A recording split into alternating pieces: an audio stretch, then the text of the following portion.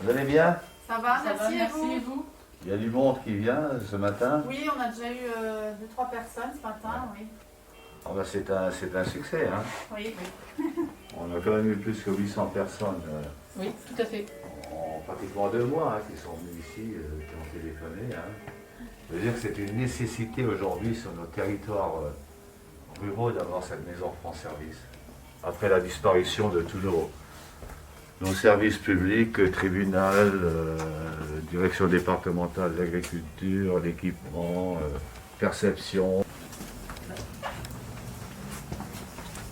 Donc du coup, normalement, elle a dû vous faire... Parce que souvent aujourd'hui, nos Vous savez, ça avance. personnes d'un certain âge ne sont pas habituées à Ça, vous pouvez pas pianoter sur les ordinateurs. Et là aussi, notre personnel est là pour les aider, pour regarder les démarches administratives qu'il faut faire. Vous avez un bureau de permanence ici, puisqu'à terme, il y aura 16 grands services publics qui viendront faire des permanences. L'État en a identifié 9, et aujourd'hui on en aura en gros 16 à terme qui viendront faire des permanences. Oui, parce que nous, elle nous est- Il fallait qu'on prépare un certain nombre de bureaux pour pouvoir en octobre. Elle était accueillir en octobre, et on lui- nos permanences et nos populations qui viendront arriver. pas les démarches. Donc, on lui avait... D'accord. C'est le hall d'accueil.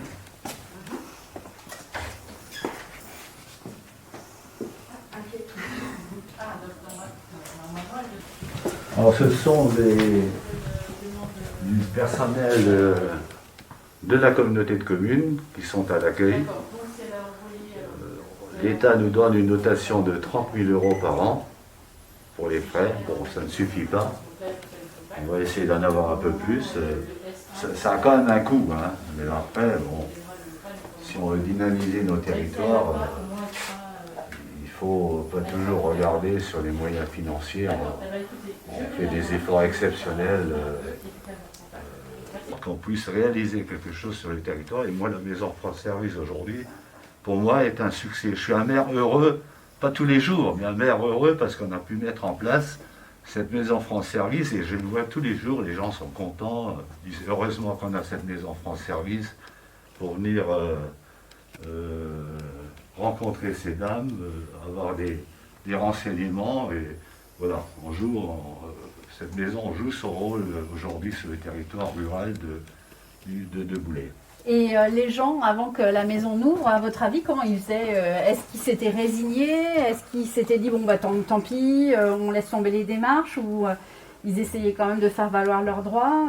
C'est-à-dire, les gens, et je le vois depuis qu'elle est ouverte, cette maison France Service, les gens venaient à la mairie, demander qu'est-ce qu'elle devait faire, aller à la communauté de communes pour chaque démarche, et on n'avait pas toujours les réponses à leur donner en disant, voilà, il faut aller à Metz. On leur donnait un coup de main pour remplir les papiers, mais aujourd'hui, je crois que cette Maison France Service joue son rôle pleinement pour répondre aux attentes de nos territoires, et notamment des personnes d'un certain âge. Hein. C'est surtout ça, les gens qui ont les moyens de locomotion, à la rigueur, peuvent se déplacer, mais aujourd'hui, on a quand même une population âgée aujourd'hui aussi qui a besoin d'aide sur nos territoires. Vous, ça a demandé beaucoup d'énergie de monter la maison, ou finalement ça s'est fait assez facilement? On avait les locaux, c'est les locaux de l'ancienne perception de Boulay, mais il fallait refaire complètement les cloisons, la peinture, ça a mis du temps, et avec le Covid, on a pris du retard, puisqu'on n'a pas le label encore pour le moment, mais on a eu l'autorisation de l'ouvrir.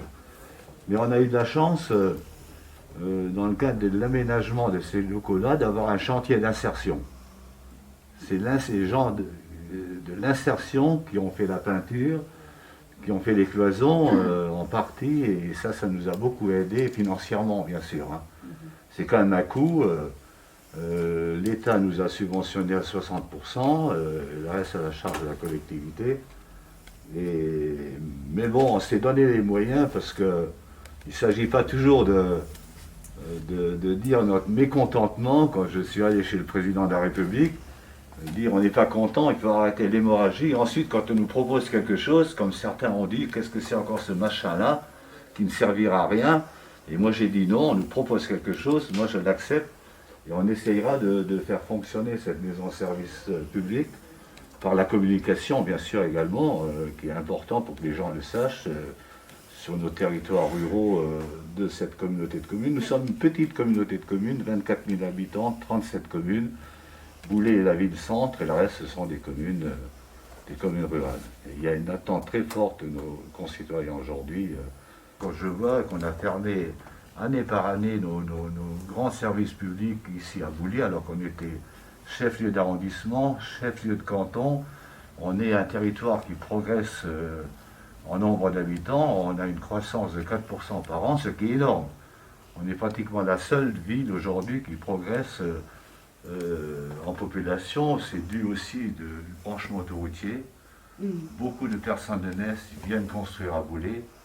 Et on a dû mettre en place des activités sportives, culturelles, musicales, puisqu'on a 54 associations en Boulay, plus que 4000 personnes pratiquent des activités sportives, culturelles et musicales, mais il manquait des services publics.